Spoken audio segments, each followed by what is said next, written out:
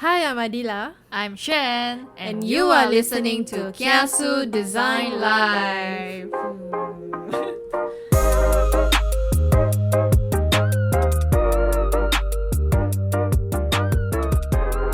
Thanks for the immense support pouring in and the reception towards our last episode where we talk about layoff experience. Yes. So thanks for joining in to our short fun poll on Spotify where we ask how you revisit your last year. Yes, correct. So you can continue to do the poll today. Does it expire? We set it to expire in another 2 months. So yeah, that's Wow. the time. Okay, so anyway, so Xuan, did anyone reach out personally to you after your story about being laid off? Yes, because I promoted on my personal IG. Yeah, I feel a lot for the episode. I mean, Yeah. it's me sharing the personal story ma. Yeah. So yeah, after posting the IG story, I actually got quite a number of different types of responses. One is, I don't even know that I have other friends who got laid off as well. So that posts somewhat open people up to share that they got laid off as well, and they share their own experience of getting laid off. That also made me realize actually my layoff wasn't that bad. Were these only designer friends or other friends as well? They comprise of both designers and other roles as well lah, but it's mostly in the tech industry. I see. I also have ex-colleagues who reach out saying that, "Walao, you reignite the PTSD." Open up wounds. Yeah, still It's like last year revisit this news. year. Or Yeah. I guess it's more of like revisiting and just to reflect on what happened, and then imagine a timeline of your life, and then you have this certain like milestone dotted on your life timeline, red color, red color, bloody one. and dripping. Which says layoff, and then it's an experience that it's either traumatize you or maybe spurs you on or motivates you to be different, be better. Yeah, I would say actually the episode, after recording it and publishing it and hearing from other people, right, it serves as a good closure for me. Yeah, I honestly feel much lighter after that week. Okay. Yeah. That's great. I also have like an ex-colleague who got laid off together as well. He wasn't there at the point of the layoff. And then he says, "Hey, actually, thanks for doing this episode because it helped him to experience what we went through that day." And Because he was process at it lah, reservist. basically. Yeah, actually when we released the episode, I was a bit scared. Yeah, because I don't know like will we suffer any consequences lah? Because it's about a very touchy subject. Yeah, but the outpour of the reaction from everyone else just makes me think I think we somewhat did the right thing. Thank you guys. Thank you so much. So you were saying that there were other people who had worse layoffs, right? Meaning it seems like there are different kinds of layoff lah. Yeah. So actually I have a conversation with a very smart friend of mine called Joe. He actually told me that there's different reasons to lay off, which I think is good also, just to be conscious about it lah. There's generally 4 different reasons why there is a layoff. The first one is the company wants to decrease expenses, to bump up the numbers, to show in the books, for investors to continue to invest. Okay. Yeah, so that is honestly quite a dick move. It feels like you are treating your employees like a number, basically. Yeah, so like, let's just X these few people so we can bump up the number. Because basically to them, these few people are just expenses. Yeah, it makes you think like, well, am I a baggage to the company? Yeah, so that's the first one. Then the second one is you kind of transform the expense into profits. And hence into the leaders' pockets. Yeah, so that is also a bit I would say. Leaders as in leaders of the company or organization? Yeah lor, so top down, then you just they get more profit lah. Yeah. Okay. This would be more relatable for companies that are maybe not earning as much. Or maybe previously they earned a lot more, and then maybe they see a decrease in earnings, and then they decide, hey, I want a bigger piece of pie of the A share. bigger pay slip as well. Yeah, so let me just cut off some of these few people, that at least I can take in more of the fraction of the money. Yeah. I would say the first 2 are definitely driven by greed. Yeah, which is very inhumane. Yeah, in the expense of someone's livelihood. And the third one is a layoff happens in order to decrease your expense to reduce loss. So this is probably when the company is already facing some sort of a burn. Yeah, Maybe in their they're trying to survive. Yeah, and they bo pian lah, right? Yeah, instead of like going bankrupt or having to eventually just totally liquidate and shut down, they decide to cut down their losses before it's too late lah. Yes, and maybe after much consideration, cutting down the employees is the most efficient law. I guess like cutting down employees should be like the last resort already. The last resort, yeah. But then push come to shove, there may be such decisions to be taken lah. Yeah. Then the last reason for a layoff is just pure performance issue. Yeah. So maybe you don't fit the company or your capabilities are unmet. Actually, when these 4 reasons are laid out, right, it makes you think because 3/4 of the reasons are not your fault. So it kind of just reframes the way you look at layoffs. Like really layoffs is most likely is companies just finding ways to optimize or maximize. Anyway, actually in our last recording sharing the layoff stories, right, we actually got quite a number of points that we did not record because we ran short of time. And we thought that it's still good lah to touch on these topics. So we actually talked about the learnings around a layoff, what to do when it happened, or when your spidey sense tells you it's gonna happen, and also how to layoff-proof yourself. To basically to conclude and also to expand a bit more of, okay, you got laid off, so what's next? So what now? Yes. Yeah, so that's why we decided to record this follow-up to properly close the topic, and hope that this will also be helpful to any one of you who went through a layoff or is going through a layoff. Or even if you have not gone through a layoff. Yeah, just be aware. Just be aware.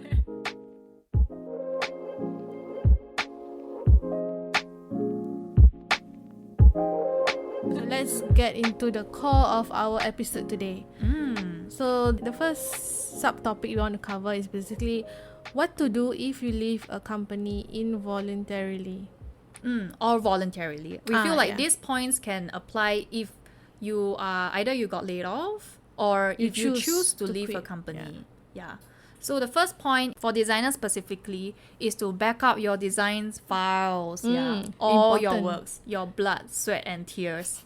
Just back up in your own hard drive. I wouldn't know how to back up my tears though.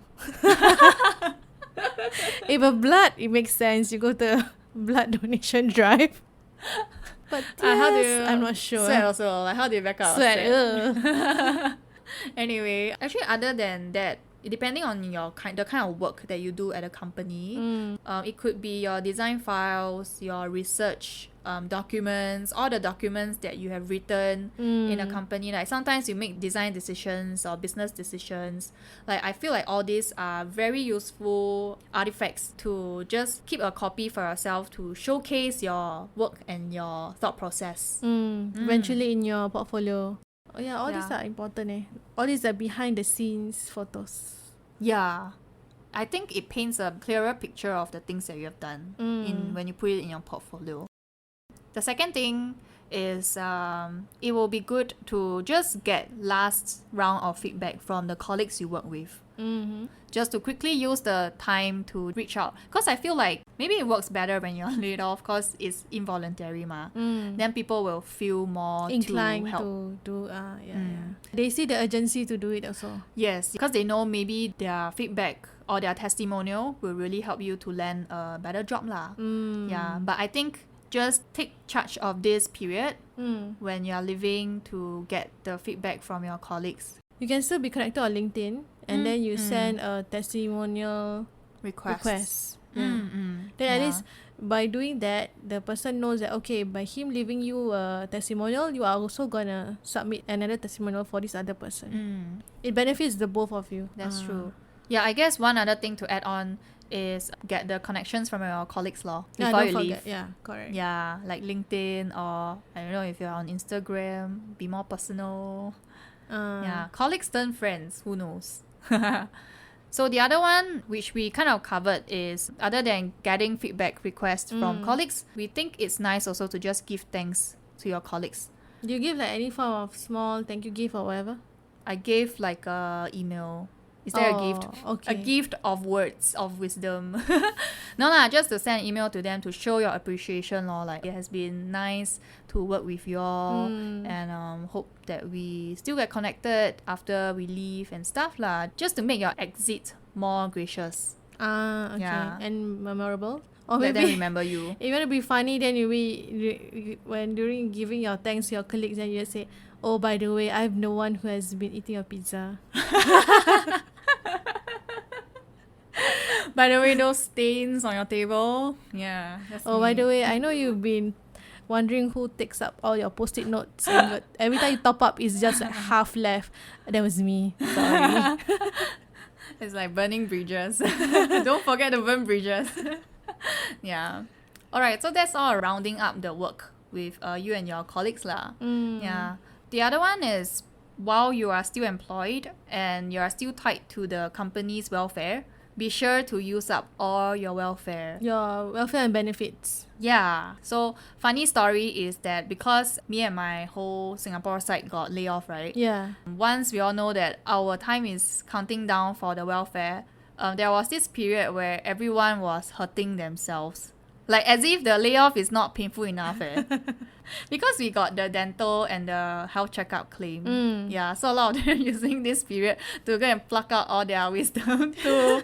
And then they go and poke themselves in the arm to do their health checkup and stuff. So They it's quite funny. don't do it themselves. They go to the clinic. They go and to do the it. clinic lah. But it's very funny when we meet up. Then definitely there will be someone with like a swollen jaw or like a bandaged arm. Maybe to them it's like, okay, it's about time I get this done. Yeah. Me also. I went to do it also. Oh, really? Yeah, I went to do the health checkup. Oh, 'Cause okay. I mean, it's gonna get wasted if you don't use it, ma. Yeah, so yeah. might as well.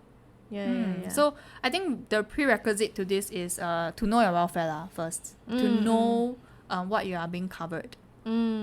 Yes. Also, the last point, basically, it will be very beneficial for you to know your rights and also your taxes when it comes to your severance pay, and also request for a breakdown of the severance package. Yeah, I did not know that you can ask for that. Cause I feel very paiseh. Which part did you know that you cannot? The asking for the A breakdown. breakdown. Oh, yeah, like okay. get more clarity around the breakdown lah, of the severance packages, or the final number they send it to you in your bank account. Yeah, because I feel like I'm already at the lowest life form in a company to get laid off. Then here I am asking for more clarity. So I just feel very paiseh. But actually after, poke by the colleagues, they are just like, don't care, just ask. It's your rights. It's your right. Yeah, so it's really about your rights. You need to know your rights. Yeah. It's parallel to like when you, for example, sign up for insurance package. For example. Yeah. Like I always hear from people saying that be clear of what you sign up for. Don't care. Just ask questions. Make sure you are very clear what you sign up for. Don't just sign away, or don't feel that you are Troubling them. troubling the insurance agent or whatever. Just keep asking questions until you are clear Yes. about it. Yeah, I you will had- I thank had a yourself bad- later. I had a bad experience about this actually. Like Please share. nothing against insurance agents, by the way. It's just that there was one time I signed up for this insurance plan, like maybe a few years way back, and then at that point in time when I was younger, I didn't do thorough research, Okay. and then I signed up thinking that it was good. Then like a few years went by, I had family, and then I decided, okay, let's meet this insurance agent that I was being assigned to lah. And then when I was talking to her, I was like trying to clarify certain things with her. Then I guess like you can say I was asking stupid questions, but To her, ma. yeah, Okay. yeah. So but it was more of I just want to like a refresher, telling me what was it I signed up? Can you remind me again? And then like what was the benefit? Can I know what are the changes now? A few years have passed, and then the way she treated me was just bad lah. And Okay, yeah. so it makes you feel like you should not have asked the questions. Huh? yeah, but that's the thing. I'm the one forking out the money, right? Yeah, you're the Yeah. customer anyway. Yeah, it's alright. Then the way she handled it was bad also. So I decided to request for a change of I see. agent. Yeah. I see. Okay. Yeah, I guess one thing to learn from this story is don't feel bad for asking this question, because it's their job. It is Yeah, their job precisely. to provide clarity. So And to be sensitive enough to be patient with people who are going through such a traumatic event. Yes. Yeah. If they are professional enough, they should. Yeah, They should do that lah. Just don't feel like you owe them anything, because you don't owe them anything.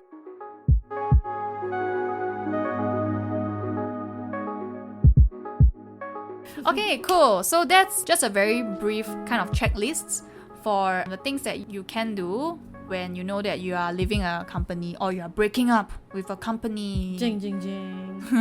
Yeah, so the next big topic we want to cover is the lessons we learned from a layoff. And also advices from fellow ex-colleagues. Yeah, so I actually reached out to 3 of my close colleagues, Mel, Selena, and Kyle. Thank you for filling this content for us. Hi guys. For doing our job. Yeah, so I think the first major lesson learned is to really take time to just allow yourself to process what has happened and to plan what you want to do next. Yeah.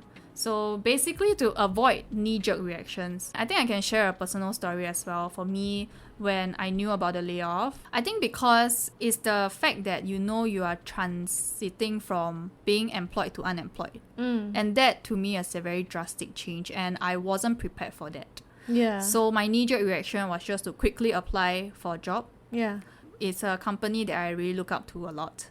So I blame myself for, effing up the situation. But basically, during that time, I have not processed my feelings towards the layoff. So I definitely have a lot of resentment. And I kind of bring this resentment. So you this feel the strong injustice that was being handed to you. Yes, I feel very gutted also. Like, what the heck? Why am I like this? And now I'm like frantically trying to find a job. Yeah. So because of this, my knee-jerk reaction was to quickly apply for a job. And my portfolio was 3 years not updated already. And then I was trying to whip up a portfolio to showcase my works. Yeah. And it wasn't the best showcase. Now looking back, it's definitely not representing of any of my works, my personality. And your state of mind. Yes. So when I look back at the portfolio, right? Yeah. It's a very feeble attempt of me trying to tell the world that I don't deserve this and I am great. Hire me. Don't make me unemployed.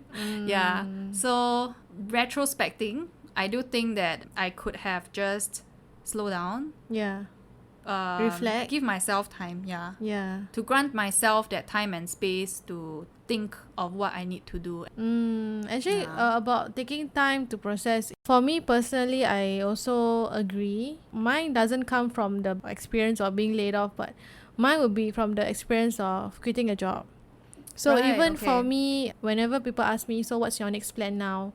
I would just auto answer, say I'm just gonna take a break and then just try to reflect whatever that has happened, process it, and then look ahead. Okay, where do I want to go next? What was the experience that I learned that I wasn't happy with, that didn't work out for me in the end? What felt forceful and what felt like natural and what felt good?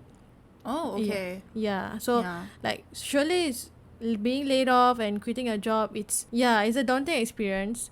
And you really just have to reflect because life is so short. You don't want to be dreading to work right? Yeah. So you want to also plan ahead, not just for the immediate future, just jump onto any ship, jump into any company without proper research. What if I quit one job, go to next job, and the same thing happens? Yeah, and the same thing happens. It's actually worse because it reopens your old wounds that you have not even processed. Yeah, precisely. So taking the time makes sense. Yeah, so around this topic of taking time, that's also a very resounding comment from listeners as well. A lot of y'all say that you wouldn't have taken a break without the layoff. Which I have some comments from my friends also when I told them that, I was taking a break until end of year. I mean, the job market wasn't great anyway. Yeah. So just it makes sense to take a break. Yeah. And some of my friends were saying, wow, I don't think I've taken a break since forever. Then I just tell them, you just need to get laid off lor. Such an honest reply. No lah, but I'm pretty sure like taking a break or taking a sabbatical, it is in a lot of people's mind. Yeah. Just that when you they are kind either of measure afraid. the risk. Yeah. You're either afraid or you never thought of it.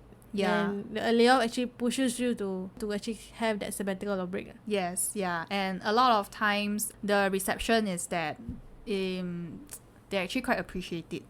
Yeah, I also appreciate it, honestly. I remember during that first week when you were freer, you were telling me when you went to the shopping mall on the weekday, and then you were saying, wow, this is such a new experience. So peaceful. It's so peaceful, so less people, not crowded at all. Then I'm like, yeah, this is norm.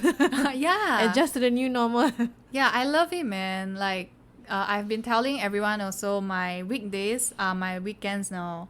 Oh, So yeah. Monday to Friday is where I go out Yeah, and have fun, go to like cafes or go to just different places, gyms, you know, where there's not much people because mostly people will be at work. Yeah. Yeah, then weekends is where I just become a recluse. Yeah, I just stay at home. Yeah, because outside will be crowded. Damn crowded. Yeah, so I loved it. Basically that is like enjoying the peace lah. And I do feel like there's a good use to this peace as well, because you can use this peace to think of what's meaningful for you. Another learning from the layoff is that take the time to resolve your feelings, to really get in touch with how you feel about the layoff. How do you react to the layoff? Because everyone reacts differently. Consider doing journaling. Or like a way to capture your thoughts. Like maybe for us is this podcast to share our story. Then for me, yes, because that's where I feel closure. Imagine in like maybe 2 or 3 years time, right?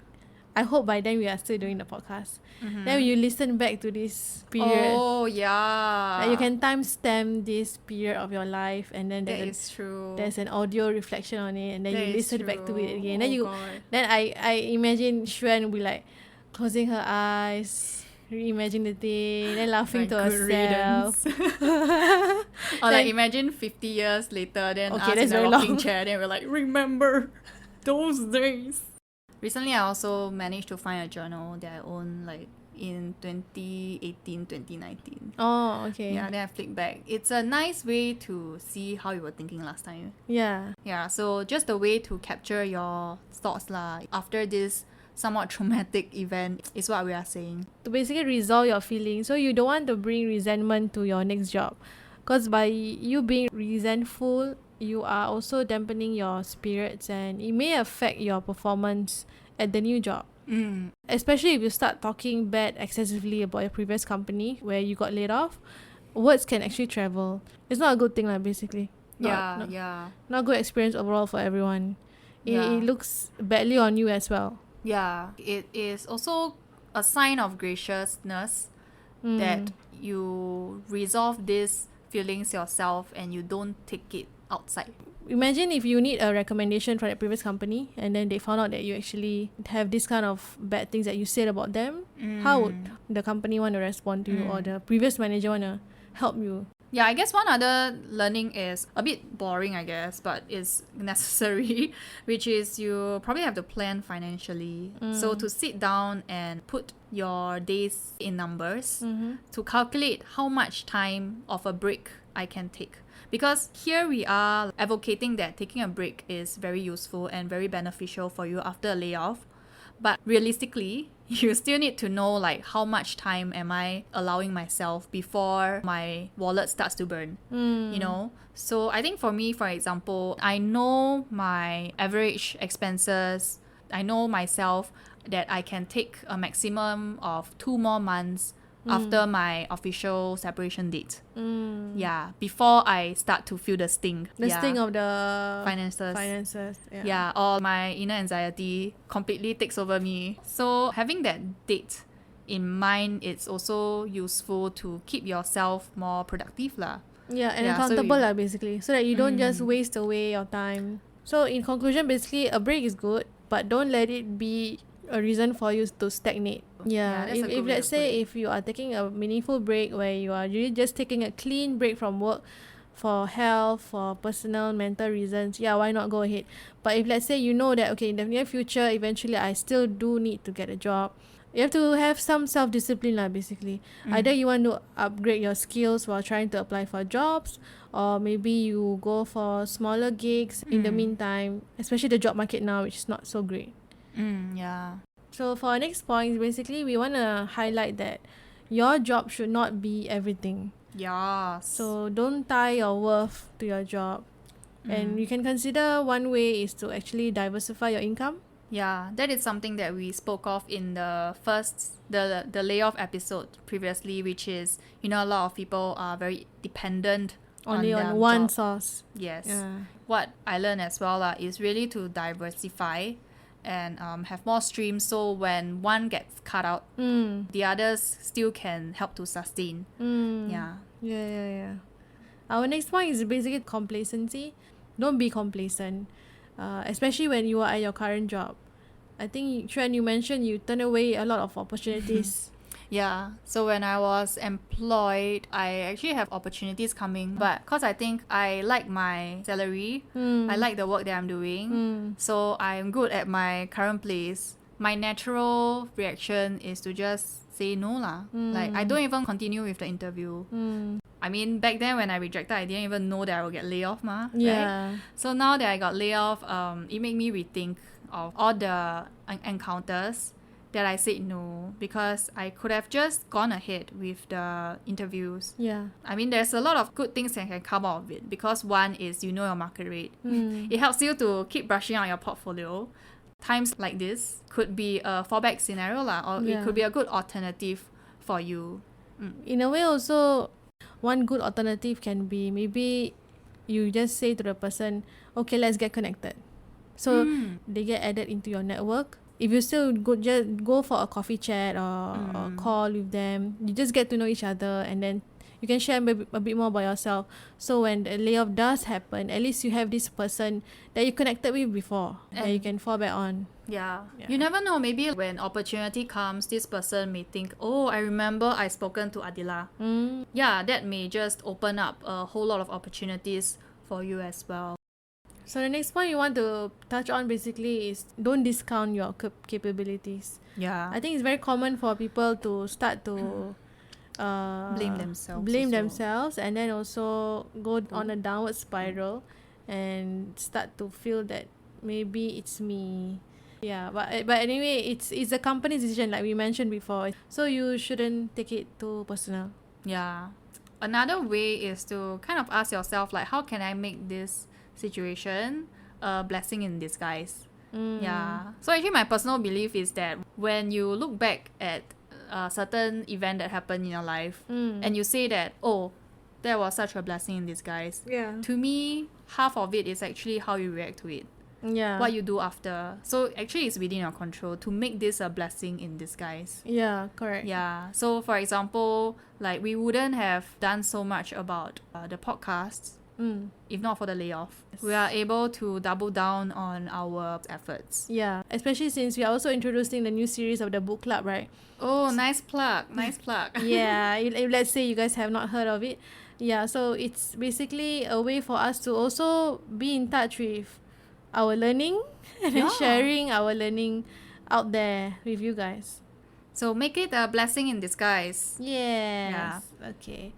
Next point is basically about portfolio. Use it as a way to reflect and introspect, to decide the direction that you want to go next. It's a reflection of what you did once before this, but at the same time, it is also an opportunity for you to showcase what are the type of works that you want to be doing more of in the future. Yeah, I think that's such a good point. When I collated all the things that I've done, which was quite painful actually. It's like go back to all your raw files and like, wow, where are all these designs? Anyway, sorry, sidetrack. So I find that I was asking myself which of this work actually sparks joy to me. Yeah, so there is like a point of introspection, you know, like so asking you Marie Kondo. Marie Kondo. You Marie Kondo your portfolio. Which of these spark joy? You Marie Kondo your portfolio. Yeah. What if it sparks rage? Spark rage. Then that is a sign that you should not pursue that. So I guess like knowing which one spark joy, which one makes you really happy working on it. Like you don't mind pulling all-nighters. You know, some of the works you know that, wow, you just keep doing, then you realize, it's at night already. But you just was in the flow of doing it and you don't mind and you feel so accomplished. Those are the work that it kind of like points you to the direction of where you can go next lah. That's where you enjoy as well. Okay. And lastly, don't forget to take care of yourself. So 2 ways. One is exercise. Basically, a healthy body, Healthy mind. a healthy mind, Healthy life. healthy life. So it's best to exercise because when you get all those endorphins in and then you feel more refreshed and you feel more motivated to do your portfolio. Actually true leh. When I was doing my portfolio, I mixed it up with exercises. Oh, okay. That's Yeah, because I just feel more pumped up to work on the portfolio. good. Sometimes it gets a bit too dreadful, you know? Like, I need to think of a way to package my work and all this. It's not an easy thing. Yeah. You know, a lot of people think like portfolio just put stuff together, right? No lah, you have to storytell. You storytell, that's the you have hardest to do all the part. storytelling and all this, and sometimes movement actually helps. Yeah, to jog your memory or to process certain things in your brain.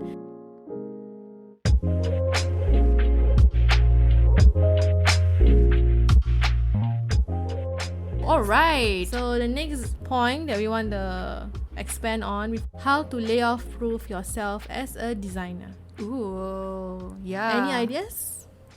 I guess first is always stay competent. This is somewhat like an opposite of being complacent. Like ask yourself, how can I continue to stay competent as a designer in the industry? Yeah. I think one way is to find your niche. Like, okay, for me, I've been working for 9 years.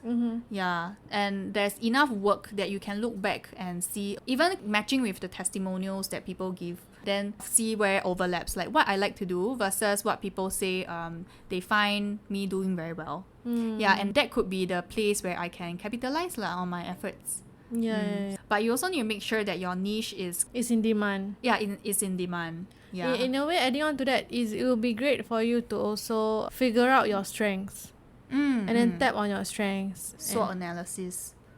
On yourself. Yeah. Finding your strength is something that I've struggled before in the past. Like, because sometimes you may like doing a certain thing, but it's actually not your strength. Then you realize, okay, I have to hone it further. Or maybe you thought this other skill is your strength, but actually it's not. How do you tell the difference between liking and being good at it? I guess if you are good at it, you can do it fast. It comes to you naturally. Okay. And then if you like it, you may like it, but you may take time to achieve a certain level of quality. So that's why I find finding strengths may be a bit tricky. So the best is you try to ask around people who have worked with you before. Validate with others. Yeah, especially with your teammates or your previous design manager. Yeah, feedback is quite important. Yeah, precisely. I think it's also good that you stay aware of your position in the market as well to kind of layoff-proof yourself as a designer. So I guess like one question is asking where is the tech going? Let's say if you are in a tech industry, where is the whole industry heading towards? And is then my role relevant? Meaning this would mean you have to be updated on current affairs lah. Yeah, like keep up to the news or what are other people talking about. I would say also if you are in a company that you really like and you don't mind staying in a company, then stay aware of the company's business direction. For example, if there's any org changes, what resources are they pumping towards?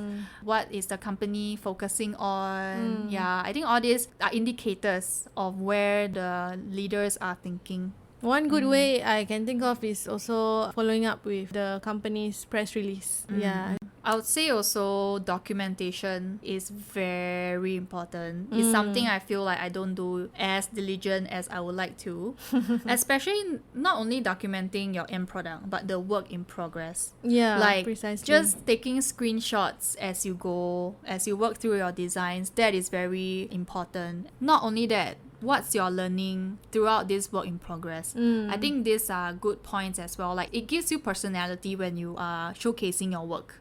Yeah. I find that when you put in your thoughts as you work, imagine like you are doing a certain design file, you put in a reflective moment or just a simple paragraph saying, oh, at this point of time, what was going on? What was going on in the team, and then maybe something happened, and then or maybe the team lead left, and then there were some changes. Now suddenly they decided to scrap off this whole 6 months worth of work because they want to change directions.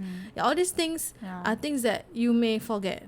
Yeah, for sure. And then if you just look at your design screen, you just think, oh, we designed this, should be they release it lah, should be. But actually it got scraped off. Yeah, I think there's a lot of things that happened even arriving at one screen, and being able to capture all the good work that you have put in before arriving at that one screen is also very important, because I feel like actually that backstory is even more important than showing the screen itself. I would say allocate time daily or weekly to document it diligently or to review what you have documented, because actually that is something I thank myself also. Like when I'm doing a portfolio, I have a running list of like chronologically what happened and also screenshots and stuff. Wow, I thank myself for just randomly taking screenshots, because eventually those are those screenshots that I use in the portfolio. So lastly, consider interviewing around, even if you are comfortable in your current company. I think there's one thing that I learned from my ex-colleague as well. So thanks Sikai. He was saying that actually it's good to know for yourself what are the tiers of the company. So Reddit has like this SS tier, A, B, C tier. Basically it's like a ranking of what do you think is the greatest of all time versus those that doesn't really matter to you. So those are maybe the grade D ones. And that will give you an idea of what are the companies that I want to gun for. For example, those C and D tiers, it's good to apply for these companies and use that chance to brush out your interview skills, because those are companies that if you don't get, it's okay lah. So actually I thought that was a really, really good way to just strategize your interviewing law. It's actually quite a good game plan for me. I've never really thought of that. It's okay that now you know. And you share it with me, and you share it with our audience. So everyone, then when people start to interview, then the first question the company asks is, so which tier are we? So that concludes some of the ways to layoff-proof yourself as a designer in this trying times. So we hope what we shared was useful. As a last reminder, please remember, your job does not define you. You define your own worth. Last time in school, after every exam, our teacher will always say, this piece of paper, this result slip does not define you and your future. It must have PSLE time. But I think for us, working adults, we do have the maturity to know that we have the power to create our own worth. So we are not dependent on any companies. I feel like you should put a soundtrack like I'm a survivor. We should end up this episode with the I'm a survivor song. Yes, let's do that. Okay. Alright. Okay. Thanks guys for listening to this episode. Look forward to our next episode or our new book club series. Very exciting. So if you do have anything that you want to share with us, as usual, be sure to follow our Instagram at Kiasu Design Live. And also right now, for every episode, we will have a poll on Spotify app. And also a Q&A if you want to interact with us.